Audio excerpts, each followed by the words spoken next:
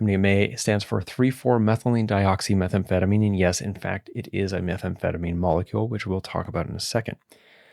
Structurally, it's very different, extremely different from psilocybin or DMT. Totally different molecular structure, totally different effects. Rather than an indole ring, its core is a benzene ring with a 2-carbon chain and amino group. It is what's called a phenethylamine molecule, where psilocybin, DMT, tryptamine alkaloids, MDMA, phenethylamine. And other phenethylamines that you might know of include the endogenous catecholamines, such as dopamine and norepinephrine, but it also includes drugs like amphetamine, which is obviously related to methamphetamine, methylphenidate or Ritalin, if you know that brand name, bupropion or Wellbutrin, pseudoephedrine, as well as, like I said, mescaline and its many analogs.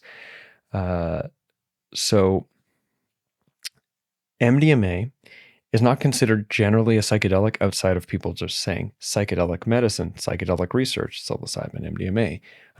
Generally, it's tends to be referred to as an Entactogen. It is one of a small but growing set of molecules that would qualify as Entactogens, such as MDMA, but then you also have, I believe, 5-ATB, 4-MMC, 3-MMC, and MEAI, for example.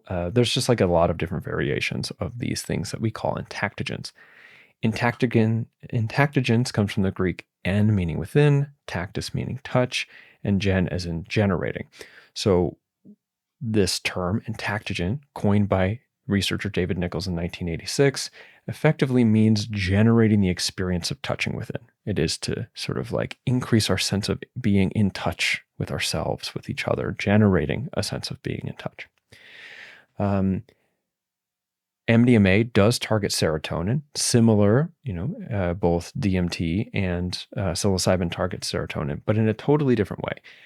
As opposed to generating, impacting with the 5-HT2A receptor, MDMA targets the SERT gate. So the SERT gate is basically the part, okay, so in a neuron, we have the axon and we have the synapse, and we have this sort of like, I hope this is right, you have to pardon me, but nonetheless, we have this little pocket. If you imagine, if you're just listening to this, I've got my one hand open like a C and my other hand like a fist, and the C sort of reaches over the fist, and the gap between the fist and the open hand, the C, that's called the synaptic cleft. Molecules, neurotransmitters, neuromodulators, molecules come out into the synaptic cleft through these little vesicles. And when they're in there, they're able to sort of bind into little sites that influences the firing of that neuron. They get released into the synaptic cleft, and then there are aspects of the neuron that then sweeps it up. It cleans them out of the cleft, so that they can get what's called like reuptaken, brought back in towards the receptacle to be reused again. And the SERT gate is part of that process. It's part of like cleaning up the excess serotonin so that there's not too much in the cleft and so that it can be reused. MDMA reverses that function, and instead of cleaning up the serotonin, it creates, it basically pushes it out. It just squeezes all that serotonin out of these little vesicles and makes it so that it can't be brought back in. So what that effectively results in is a massive increase in serotonin in the synaptic cleft, meaning that we basically get high on massive serotonin. Simultaneously, as a methamphetamine molecule, there also a similar thing is happening with both dopamine and norepinephrine. So with dopamine being kind of like the molecule of more, like the molecule of craving, of seeking, of like desiring, of like getting into a thing, of like wanting to basically seek and find. And norepinephrine is the molecule of go. And serotonin maybe as I don't know how to describe that, but you have this wash of these three predominant neurotransmitters, neuromodulators in high amplitude, as a consequence of MDMA's activity, where what makes MDMA unique to methamphetamine is the presence of these massive heights of serotonin. So what does MDMA do? And I'm going to read a little bit more off my notes here in this one, so you have to pardon me, but MDMA has a tendency to make us feel good, like really good, really, really good.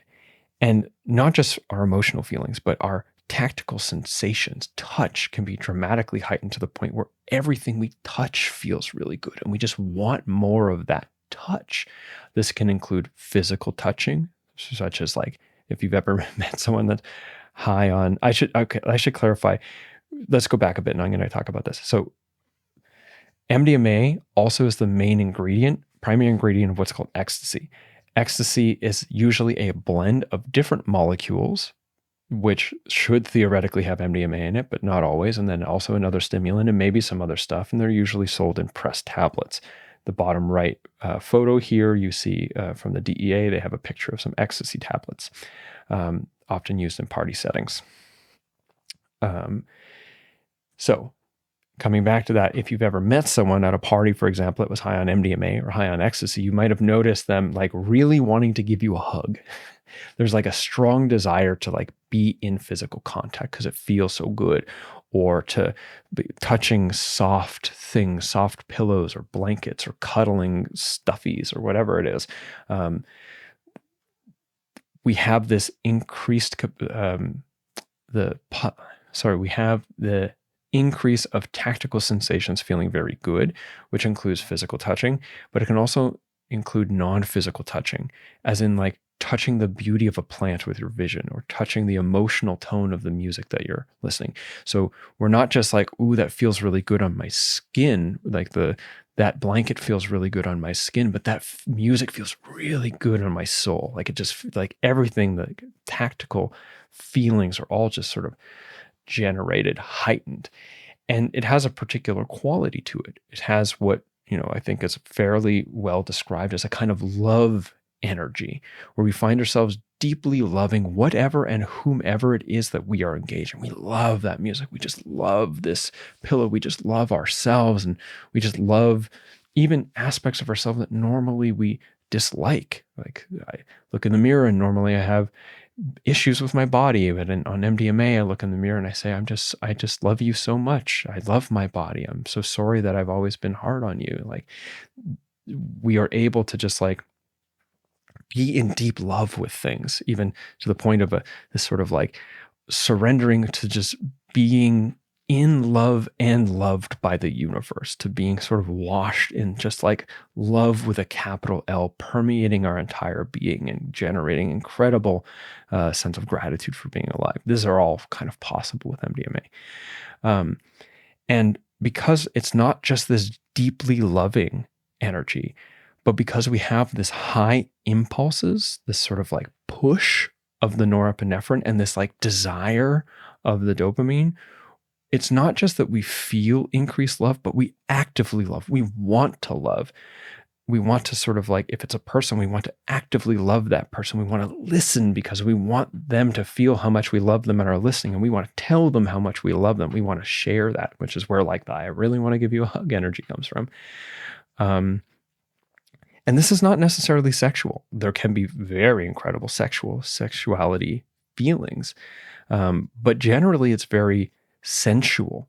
And oftentimes, even when they are sexual, especially males, can't really do anything about it, just because things won't fire at attention necessarily. So what ends up happening generally is this incredibly close sensual state, what some people call being something like in the post-orgasmic state, with no explicit desire or capacity for sexual engagement.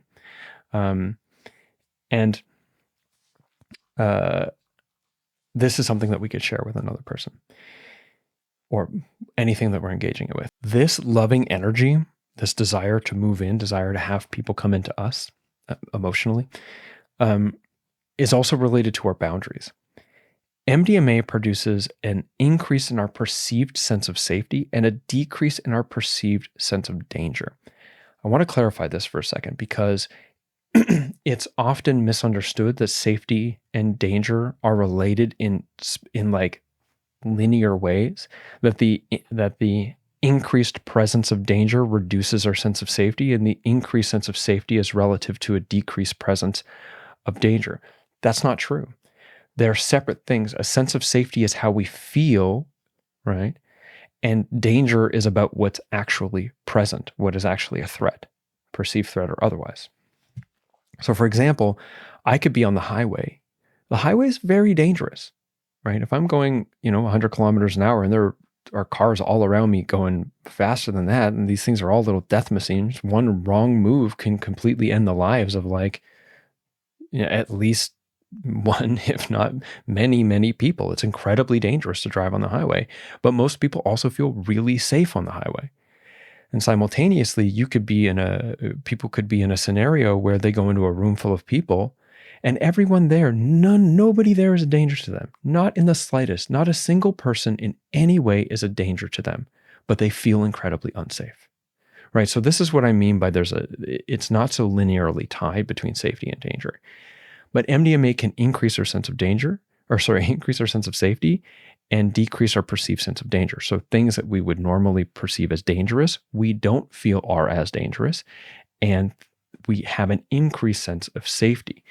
Now, what that allows for is it makes it so that there's a decrease in our boundaries. Normally, we would hold certain boundaries because of how our sense of safety or our sense of danger, especially emotionally, and that when we're on MDMA, those boundaries can dissolve, and we're basically able to be and feel closer with others and with ourselves than we would normally allow ourselves to be.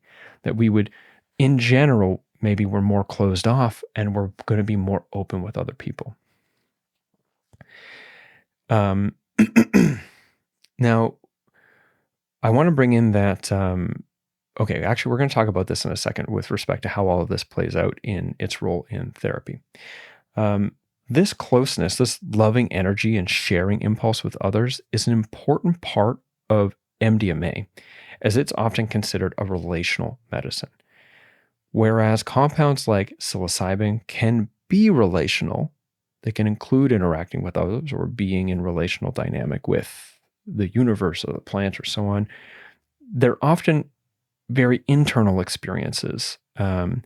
And there are times during that experience where it's incredibly difficult to communicate at all, like even to formulate what we're experiencing in words, let alone share it and communicate it with another person. MDMA can be an internal experience, but it thrives under conditions where we can talk and we want to share and we want to engage with other beings, be that person a therapist or other people, or in the instance of wanting to have like a deeply relational experience with various parts of ourselves. Now, therapeutically, we have what's called MDMA-assisted psychotherapy. It almost got legalized in the US recently, but there was some issues with the research and sort of methodology that led the FDA not to approve it. That's a bigger topic for now anyways. But what we do know is that it is historically was used before it was criminalized, and we'll talk about that in a bit, in couples therapy. Now, the reason why it was so good in couples counseling is because the boundaries are down, and what we normally hold ourselves back from acknowledging in ourselves and seeing in the other or seeing in our own behavior. Sorry, I'm half reading my notes, half talking. I'm getting quite tired now. My brain is starting to, it's 11 a.m. and I'm sundowning. When we are when we're under the effects of MDMA, if you can imagine being in a relationship, maybe you've been in this before, either intentionally or unintentionally, be it by circumstance or history or whatever it is, we can put up walls with each other, and all relationships experience conflict, right? And sometimes conflicts can be resolved. Always conflicts can be very generative. They can deepen our love and our intimacy and our trust with each other if we navigate them well. But if they don't get navigated well, they can start to put up these walls, and they can become almost constant or irretractable We get stuck in these conflicts. Our walls are so hard up against the other person that we can't even talk, let alone reconnect with why we even care about being in a relationship with them. When we're under the effects of MDMA, there's this opportunity for those walls to come down and for us to really talk with each other again. Like in a couple's situation, it's an inclination not only to let that other person in, but to let ourselves see the aspects of how we were contributing to that situation that we didn't want to. And it can be done in a way that infuses that interaction with love, reminds us that we love this person, that it's our love for them that makes working this out worthwhile, while pharmacologically we're also supported in actually working it out. Not just because we're able to listen, not just because we're able to listen and receive and look at ourselves, but we're able to reveal. It increases a term I got from a group called the LSA, the Liminal Space Agency, kind of a community organization here in where I live in Kitchener-Waterloo. It can increase the talk about ability of things. And if it's mentionable, it's manageable. It's a totally different terminology or different phrase, which is where we can now see its benefits in couples therapy. We're safer to open to ourselves and open ourselves to our partner. And we're able to talk about things, process things that we otherwise would have been closed off against. And all of this is infused with that love energy of MDMA. And in that, it's like you want to hug them, you want to hold them, you want to love them, you want to tell them about yourselves, you want to hear about them, and you want to share openly in your love with them, while you also process what could be incredibly difficult or challenging conversations that otherwise would have been inaccessible and perhaps otherwise would have been the end of the relationship. Now, that's also one of the reasons why, 2 points here. One, it's one of the reasons why it's probably not a good idea necessarily to have deep, focused MDMA sessions with someone who you're only just recently dating or seeing, because it can give you a real distorted sense of how close and intimate you really are, which is not necessarily to the relationship's benefit. The ability to hold that kind of vulnerability and intimacy is best served by the establishment of a kind of trust between you that can only be earned through time and work. It can't, that if we flood it with too much vulnerability and intimacy too quickly, the sort of what I like to call the trustworthiness bridge that we build between us through exchanges of trust and trustworthiness creates a wider, deeper, stronger bridge to hold our vulnerabilities and intimacies. And if we haven't built that, when we start flooding it all in there, well, that bridge can collapse and the relationship can collapse. If we, for example, take MDMA, we can have the illusion that that bridge is really strong and deep, but it was actually bolstered by this molecule. And when that molecule is not there, eventually it's all going to collapse if we're not careful. Not definitely, but it's still something to be careful about.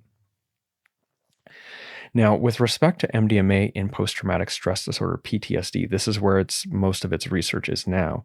Now, the data that I'm about to share is the data that ended up being contested. So this is real, like, grain of salt stuff. But it seemed as though the MDMA sessions they were sending or giving people, which is basically under the effects of MDMA, they're going through a kind of psychotherapeutic process. From what I understand, it was very closely related to internal family systems, where they were changing how they related to themselves and their past events and their trauma and so forth.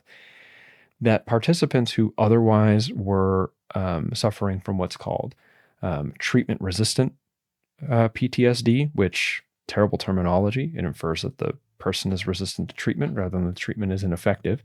But these are people who tried basically everything and nothing worked. And 70%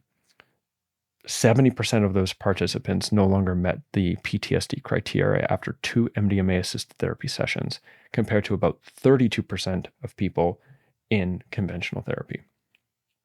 So with respect to PTSD, the sense of safety that MDMA and the sense of love that can allows us to enter into the traumatic experiences that are normally too much, too soon, too fast for us to enter into. And there's a defensive response, an anxiety response, a non-constructive response when we, touch those traumatic experiences.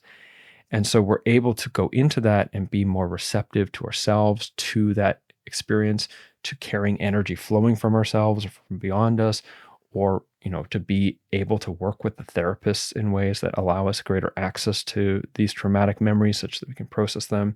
And again, to infuse all of that with loving energy and loving impulse, not only towards ourselves, but in the context of PTSD now, towards ourselves in the form of compassion or forgiveness, or even compassion, forgiveness to those who harmed us. And as you can imagine, that could be quite helpful in resolving trauma.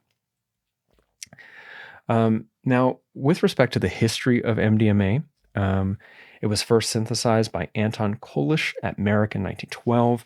It was rediscovered by chemist Alexander or Sasha Shulgin in the 70s, who I just mentioned previously, who did all those remix molecules of mescaline.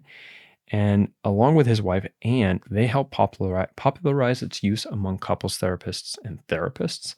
And eventually it made its way in the party scene, where it started getting blended with other substances like press pills, which we call Ecstasy. And it actually played an incredible role in the development of rave and EDM culture in the 80s and 90s. In fact, like plur, peace, love, unity, and respect. If you imagine when you have sometimes more than hundreds of people all in one space just listening to dance music and they're all on MDMA, you can imagine things go a lot better than when that's happening and everyone's on alcohol, for example. And I think that was a significant contributor to concepts like peace, love, unity, and respect, which is a really sort of central theme in rave, at least classic rave culture. It was criminalized in the mid-1980s, right in the middle of a lot of very important research that was underway at the time. So Rick Doblin's on your screen now, and he is behind the Multidisciplinary Association of Psychedelic Studies. MDMA has been incredibly important for the progression of psychedelic medicine in research right now, be it psilocybin, LSD, DMT, all these things. They're finding their way in a lot of ways because of the work that the Multidisciplinary Association of Psychedelic Studies started doing quite a long time ago with their first focus on MDMA. Now, MAPS is not the end-all, be-all of what's bringing the psychedelic renaissance, as it is called, the psychedelic resurgence into the modern world, modern day. But they have been a significant contributor, and Rick Doblin in particular, because of his advocacy work and because he was, I believe, founder of MAPS. MAPS and Rick Doblin are contentious these days. It turns out everything that has any significant impact in this world has contentious figures and organizations in the mix of it. So I'll leave you to do that research if you like, but we can definitely say that MDMA has played a very important role in the progression of psychedelic research right now and the changing landscape of how it is seen in science and in medicine, psychedelics in general. And Rick Doblin has been an important contributor to that work with MDMA and through MAPS, having been there at the criminalization of MDMA in the 80s and still working now to forward its legalization.